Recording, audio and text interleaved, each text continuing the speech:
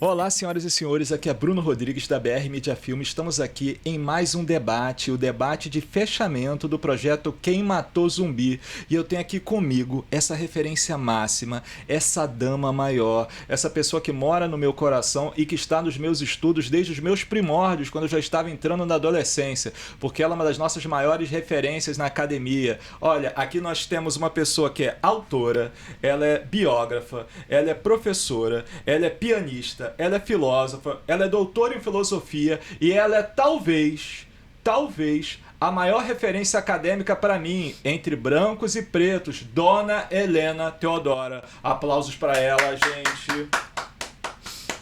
Minha querida Dona Helena Theodora, é uma honra para mim, para a BR Media Film, para a equipe do Quem Matou Zumbi, tê-la aqui conosco. Bruno, muito obrigada pelo carinho. A honra é toda minha de poder estar aqui, inclusive para falar de um trabalho tão bonito e de uma pessoa tão especial como você. Eu que agradeço, é uma honra incomensurável. Algumas pessoas, a senhora, Dom Filó, professor Ivani, Dona Léa Garcia, são algumas referências máximas para mim, para a nossa cultura, para a nossa filosofia preta de candomblé e que são fundamentais para a nossa caminhada, essa caminhada que vem de tanto tempo e que vai continuar.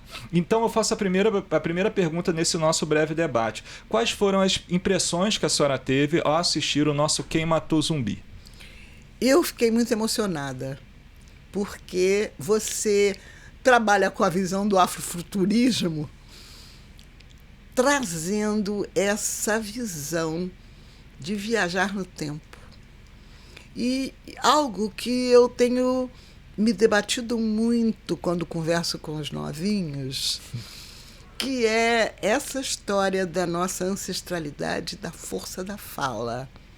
E, inclusive, quando você diz, vamos encontrar Zumbi, e começa a cantar, é uma emoção enorme. E, inclusive, quando eu falo da importância das escolas de samba, eu digo exatamente que elas trazem, na sua essência, a proposta da comunidade terreiro, que é a proposta de encontro do ontem com o hoje para manter o amanhã. Esse sentido da ancestralidade é básico e fundamental.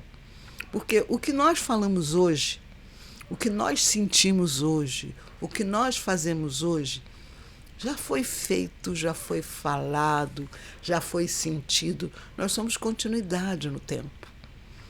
E a proposta que você faz no seu Quem Matou Zumbi é muito profunda, porque, na verdade, o zumbi continua vivo, sim, em cada um de nós.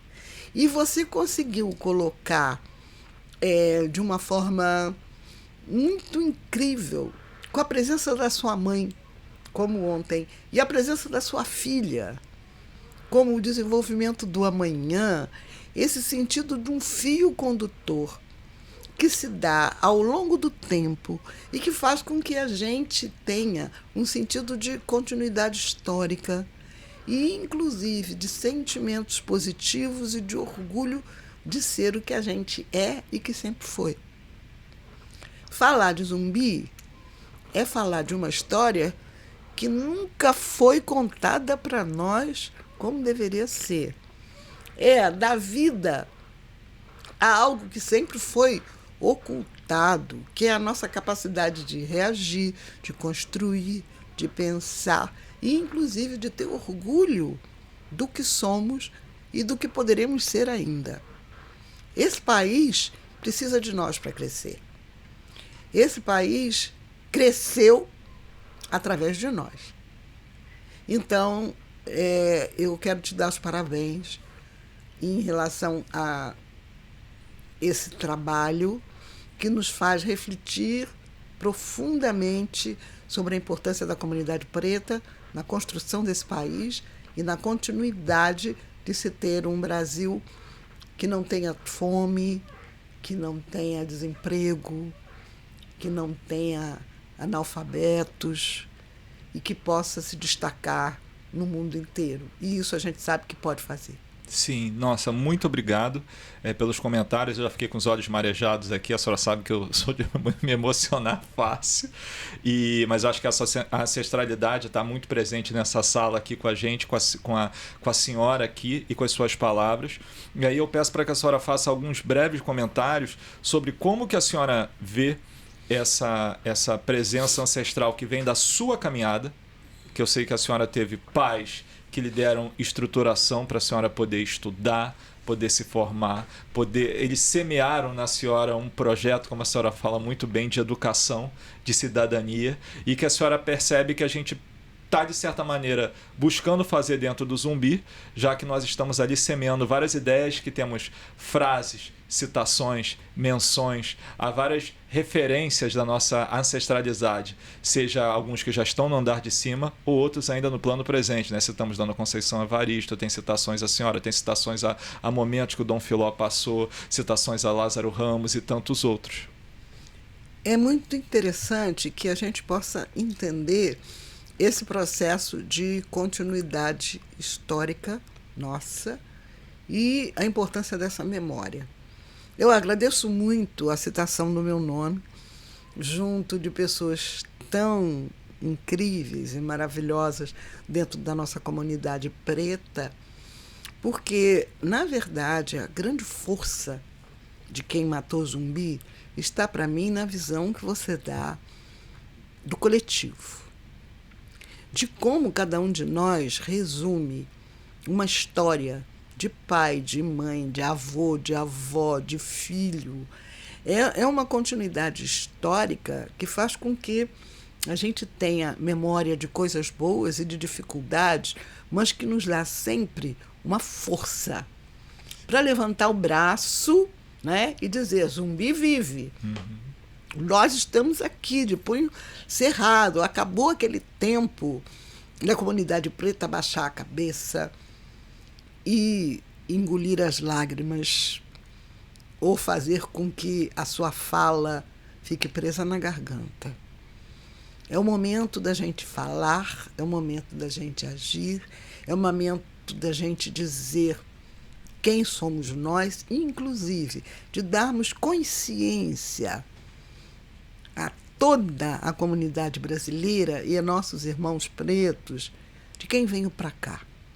Nós tivemos reis, rainhas, princesas, filósofos, artesãos, artistas, pessoas muito especiais que foram trazidas para cá e que usaram a sua expertise, mostrando a nossa capacidade de cozinhar, a nossa capacidade de pintar, a nossa capacidade de planejar, de tecer, de aglutinar e, principalmente, dois aspectos básicos e fundamentais da tradição africana, que é o ijá, que significa luta, e o auô, que significa mistério. A gente vive o tempo inteiro deslindando mistérios, e para deslindar mistérios é preciso luta. E essa luta é movimento, essa luta é o que a gente chama de Exu, que faz com que a gente seja capaz de entender que pode transformar as coisas. E essa transformação, quando ela se dá no seio da família, no seio do coletivo, faz com que a gente entenda que o sentido de tribo, que o sentido de grupamento está muito ligado ao sentido de territorialidade. O que nós temos aqui, nesse nosso espaço de convivência diária, dentro de cada família, dentro de cada território, dentro de cada unidade, terreiro ou de escola de samba, estabelece, primeiro, sentido de unidades naquele espaço, mas um sentido de diversidade pensando em outros espaços. Veja bem, o candomblé, para mim, é uma filosofia incrível. Não é uma religião como no mundo judaico-cristão, porque um terreiro de candomblé desenvolve toda uma forma de ser, pensar e estar no mundo. É pura filosofia. a gente tem uma das coisas básicas e fundamentais que a gente pode ver presente no seu filme, que é o Iapelê, que é o princípio da boa ética, e o Iarerê, que é o princípio da boa moral, no sentido de que nós nos respeitamos, nos ajudamos, nos apoiamos, e que, quando a gente cita um Luiz Gama, a gente está dizendo a nossa luta por direitos. Quando a gente fala em Conceição Evaristo, a gente está falando de como podemos colocar as nossas vivências por escrito. A gente teve, no século XVIII, XIX, algumas escritoras que ficaram apagadas, mas principalmente, se século XVIII a gente teve uma Esperança Garcia, que era uma mulher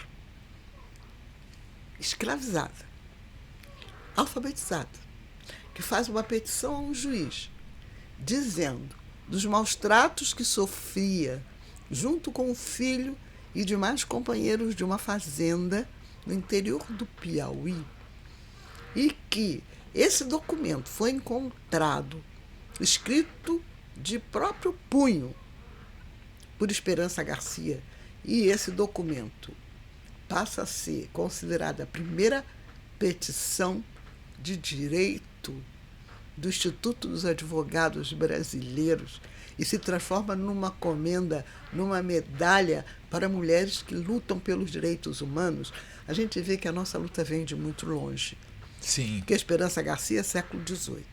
Quando a gente tem, no século XIX, no Maranhão, uma Maria Firmina dos Reis, que escreve um romance Úrsula, que fala da forma digna de ser de um escravizado, que situa a sua indignação pelo processo escravagista, e que, inclusive, se forma professora, uma mulher negra, é a primeira romancista brasileira, e que coloca como personagem principal alguém que respeita a comunidade preta e que vê a importância das pessoas negras e que faz do escravo Túlio um exemplo de cordialidade e de bom caráter.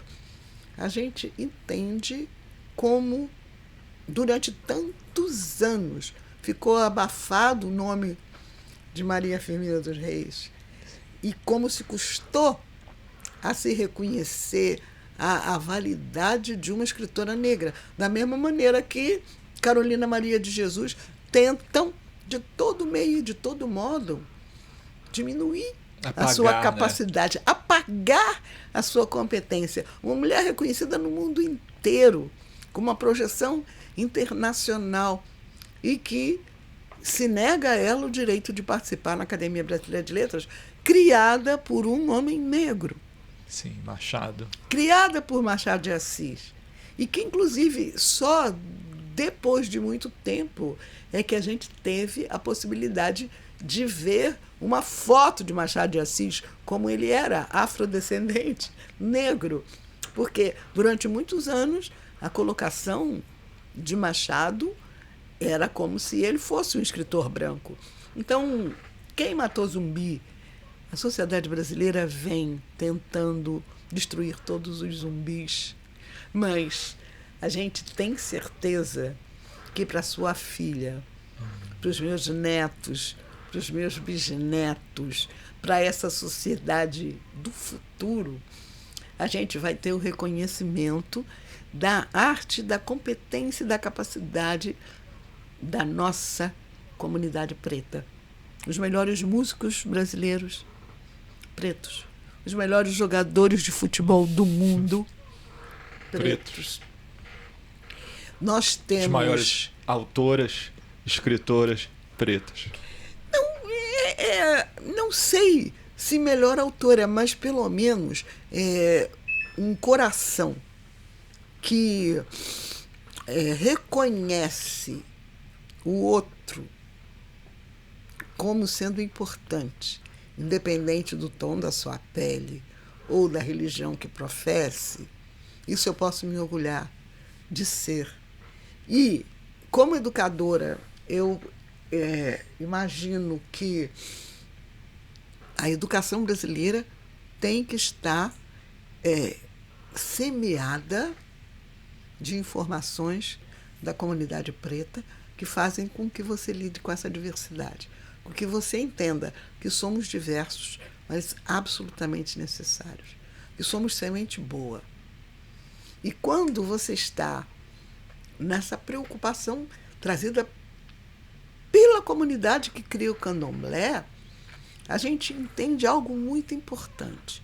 Porque, na verdade, o candomblé, como filosofia de vida, busca, no território brasileiro, reterritorializar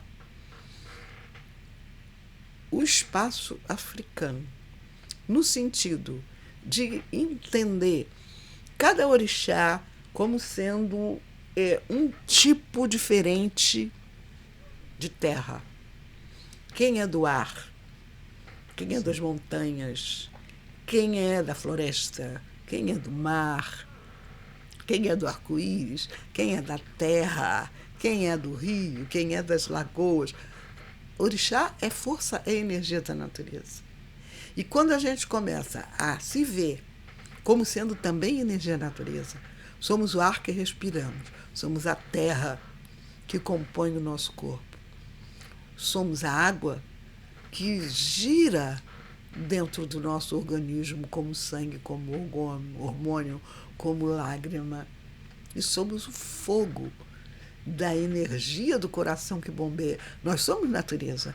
O mundo europeu separou homem e natureza. O mundo africano nos mostra como natureza. E como natureza, a gente respeita as árvores, os animais, a terra, porque nós precisamos deles para sobreviver. Não são eles que precisam de nós. Então, esse sentido de estar se vendo como ancestralidade, entendendo a importância de cada ser vivo, de uma plantinha, de uma gota d'água, de um punhado de terra, de um ser humano, seja ele do jeito que for e do tamanho que tiver, ou da idade que tiver, entendendo, inclusive, que os mais velhos trazem uma vivência e uma experiência que precisa ser trocada com os mais novos, que trazem também coisas e ideias diferentes dos mais velhos. E esse encontro intergeracional é fundamental. Então, encontrar Zumbi, encontrar Luiz Gama, encontrar Maria Firmina dos Reis e encontrar Bruno é crescer. E eu te agradeço muito a oportunidade de ver Quem Matou Zumbi, de aprender mais um pouco sobre o mundo, sobre a vida, sobre as pessoas, sobre as possibilidades, porque você nos dá isso com o seu trabalho. Eu só tenho que te dizer muito obrigada. Eu que agradeço a senhora, só não sabe quanto que eu não leio sobre a senhora, sobre tantas referências para a gente poder construir, pavimentar uma estrada, e uma estrada que vem de muito tempo, pois nós sabemos do que vocês passaram, do que vocês enfrentaram, a luta para poder ir à escola, ter um ensino de qualidade, ter uma saúde de qualidade. Essa luta não parou, porque a gente continua olhando por aqueles que não têm, ou seja, na verdade a luta preta é a luta pelos mais vulneráveis, nós sabemos disso, né? Quem é preto de verdade, quem é preta de verdade, jamais deixa de olhar para o lado, né? Porque nós somos Ubuntu, né? E Ubuntu, exatamente. As nossas raízes de árvore de baobá passam por todos nós, se ramificam e se encontram. Não é à toa que se você é preto, você é preta, você está acostumado a passar por irmão, por irmã na rua, e a gente cumprimenta. É instintivo. Exato. E você faz uma relação incrível com essa história do baobá, né? Na medida em que você se ergue como um tronco, você é apoiado pelas raízes, pelas bases. E cada flor representa uma sementinha que germinou. E nós somos semente boa, e você mostra a sua sementinha como sua filha, e você mostra o resultado dessa semente nela, e de onde partiu essa semente com sua mãe. Esse sentido da ancestralidade, dessa curva que a gente tem na figura no Sankofa, né? Os signos da Adinkra nos mostram muito como temos coisas criativas, interessantes, importantes a serem ensinadas e conhecidas da cultura e das tradições africanas. Porque é muito importante que se diga, não temos uma cultura negra, nós temos várias culturas negras. Esse país, no momento em que a gente tem um zumbi, a gente tem uma Obabi. Se zumbi vem do Ubuntu, de Angola, a mãe Obabi cria uma escola dentro, que leva o nome dela no Axé Opó Afonxá, e se institucionaliza dentro de um sentido da Nigéria. E o candomblé vai ser uma forma de se viver como vivem os angolanos, os nigerianos, os cabo-verdianos, os elementos do Benin. Como somos diversos, mesmo sendo todos filhos de África. Mas a gente acha normal. Na Europa, você tem italianos, franceses, alemães, com sotaques, comidas e modos de ser diversos. Mas, quando se relacionam ou se referem à comunidade preta, querem que todos sejam iguais. Não. Nós somos diversos. Nós somos bantus, nós somos jejes, nós somos ijexás, nós somos queto, nós somos Angola, nós somos Omolocô, nós somos Tupinambá, nós somos Yanomami, nós somos Cariris, nós somos diversos negros e indígenas, assim como os brancos são. E temos uma riqueza enorme e uma sabedoria incrível. E eu acredito que quando a universidade se der conta de como é rico esse tipo de conhecimento, a gente vai ter prêmio Nobel, a gente vai ter saberes que nunca serão superados no restante do mundo, porque esse país é um verdadeiro caldeirão cultural. A gente tem meios e modos de viver, sobreviver e construir um mundo melhor, mais feliz, mais harmônico, onde o coletivo seja visto com tranquilidade, com amor, com harmonia. Porque é essa visão e a compreensão que se pede sempre. Olhar o outro não como seu inferno, mas como sua continuidade e como algo diverso que vai fazer com que você se conheça mais e se enriqueça mais um pouco. Perfeito, perfeito. E em cima disso que a senhora está falando, eu peço para a senhora agora eleger, como plateia, uma cena que mais marcou a senhora no nosso projeto, nossa peça-filme Quem Matou Zumbi. Uma ceninha que a senhora acha que é aquela cena ali. Uma cena que me emocionou muito é quando você volta depois que você canta.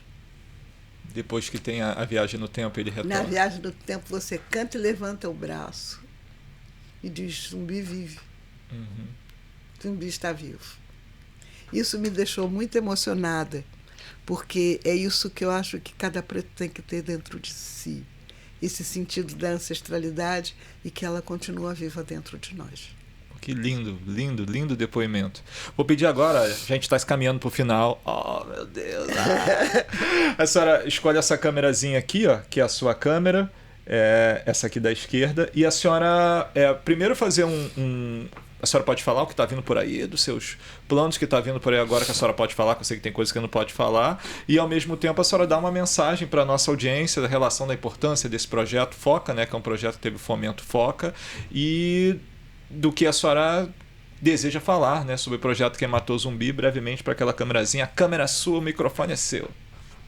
Eu quero dizer para vocês que não percam Quem Matou Zumbi e que esse filme possa ser discutido nas escolas, discutido nos grupos familiares, discutido na universidade e que a gente possa entender a importância importância de conhecer, respeitar e valorizar aqueles que vieram antes, aqueles que estão aqui hoje, para que nós possamos ter amanhã pessoas que valorizem as suas origens e toda e qualquer forma de origem, porque não é querer dizer que a comunidade preta seja superior a nenhuma outra. Ela é igualzinha ao meu salgueiro. Não é melhor nem é pior. É apenas diferente. Muito bom. E é nessa diferença que a gente traz a riqueza dos seres humanos. A aprendizagem é sempre algo contínuo, porque tudo é sempre uma pequena parte de tudo. Tem um mito africano muito interessante que diz que no início dos inícios a terra era um espelho do céu. O Aie era um reflexo do Orum. Até que um dia uma criança muito levada, assim, Bruno Rodrigues, pegou uma espada grande e deu um pulo tão alto que a espada tocou no espelho do céu. E o espelho se quebrou. E aí todos ficaram apavorados. E agora? Não vamos ter mais o reflexo do Orum. E correram aos pés de Olorum, ou Deus. Disseram, e agora o que nós vamos fazer? E Olorum tranquilizou a todos. Assim, recolham os pedaços, vejam onde eles caíram em cada lugar e não mexam neles, porque antes vocês tinham uma visão só. Agora, cada pedacinho vai repetir, apenas refletir o lugar em que ele está. E assim, ao invés de ter uma verdade, nós temos várias verdades. E isso é riqueza, isso é alegria, isso é felicidade. Que maravilhoso, que lindo. Muito obrigado.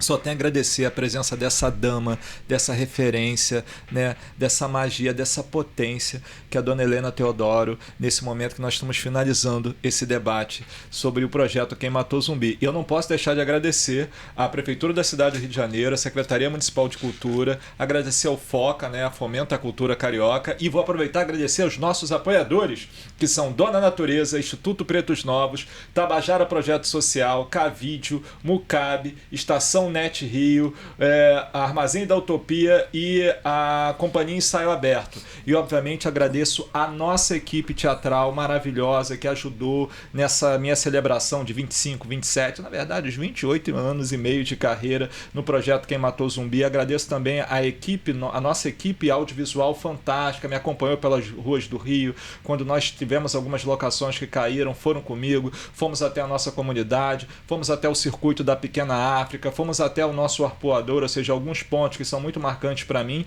e muito marcantes para minha ancestralidade. Minha mãe amava esses pontos também e a minha filha aprendeu a amar. E agradeço substancialmente a vocês da nossa audiência que estão nos prestigiando. Estamos caminhando para mais de 10 mil visualizações agora do projeto Quem Matou Zumbi, e incluindo a apresentação da peça-filme, debates, oficinas e seminários, já estamos chegando a 20 mil visualizações. Se nós fôssemos comparar, se fosse um projeto pura e plenamente presencial, nós ultrapassamos muitíssimo a nossa meta e significa que essa mensagem está indo adiante. Então, meus queridos, estamos encerrando aqui esse debate com a presença ilustríssima de Dona Helena Teodoro, essa mãe, essa rainha, essa referência, essa ancestralidade de corpo presente aqui, que tanto lembra a minha mãezinha e que tanto inspira a mim, a minha família, a esposa, a minha filha. Peço a todos vocês que continuem assistindo Quem Matou Zumbi no canal da BR Mídia Filme, continuem assistindo nosso debate, nossas oficinas, nossos seminários, e estejam atentos aos editais Foca. Editais como Foca e outros mais, seja da Prefeitura, do Estado ou da União, são fundamentais para que projetos como esse, antirracistas, antifascistas, continuem levando a discussão sobre a nossa memória, sobre o resgate da nossa história e sobre a reconstrução da nossa história afro-ameríndia, da nossa história brasileira, da nossa história preta, pois nós merecemos ter um futuro melhor, já que os nossos antepassados ralaram muito para que nós estivéssemos aqui. Ou seja, nós somos frutos da estrada, do caminhar de pessoas tão importantes, tão relevantes e que sempre continuam nos inspirando. Lembrem, o Zumbi vive dentro de mim, vive dentro da dona Helena Teodoro, da minha filha, de todos nós. E o Zumbi vive dentro de vocês também. Batalhem pelos seus projetos, levem as suas histórias, acreditem que vocês vão conseguir realizar, pois Zumbi vive. Muito obrigado, dona Helena. Uma honra. Muito obrigada, a honra foi toda minha e eu espero que todos tenham a oportunidade de assistir a Quem Matou Zumbi, porque realmente é uma referência básica e fundamental para que nós possamos estar sempre junto de nossos ancestrais e entendendo o papel que cada um de nós desempenha nesse hoje, nesse aqui, nesse agora, sabendo que o que nós fazemos hoje vai reverberar no amanhã, porque está pautado no ontem. Muito obrigada pela oportunidade de estar com você. Muito obrigada, senhora. E uma última frase, fechando o projeto, vai para a senhora, dona Leia Garcia. Boa recuperação, a senhora está aí, amamos a senhora, um beijo no seu coração. E se a frase da senhora abre o nosso projeto, é ela que fecha. Precisamos ocupar os nossos espaços. Ai, até me comovi. Um beijo. Um beijo, Leia, querida do meu coração. Se recupere logo, que Mãe Baiana está esperando por você. Nossa peça linda, onde você mostra toda a sua versatilidade, a sua capacidade de transmitir emoção e sabedoria. Beijo no coração. Beijo, dona Leia. Beijo a todos. Dá a mãozinha aqui.